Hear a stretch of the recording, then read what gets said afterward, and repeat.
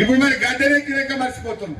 ఇప్పుడు యాసంగి వాళ్లకు కాంగ్రెస్ నాయకులు ఎవరైనా ఊర్లలోకి వచ్చిందనుకో, బిడ్డ ఈ వీడియో చూపించి 2500కు వాట్లు కొన్నాకనే మీరు ఓటు అడగాలని చెప్పి ఎక్కడికక్కడ వాళ్ళని నిలదీయాలని చెప్పి నేను కోరుతా ఉన్నా. 2500కు వాట్లు కొనకుండా రేపు ఓట్లు అడిగే హక్కు ఈ కాంగ్రెస్ పార్టీకి లేదు కాక లేదు అని చెప్పి నేను మనవి చేస్తా ఉన్నా. ఇవి చెప్పే కదా మీరు ఓట్లు వేయించుకున్నది, మాయ మాటలు చెప్పే కదా ఓట్లు వేయించుకున్నది. మరి వచ్చిన వాట్లకు బోనస్.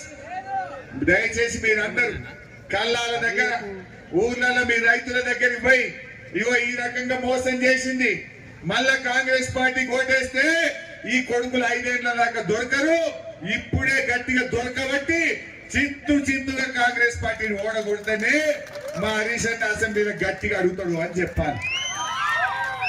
అదే విధంగా రైతు బంధు ఆ రోజు నేను టీవీలో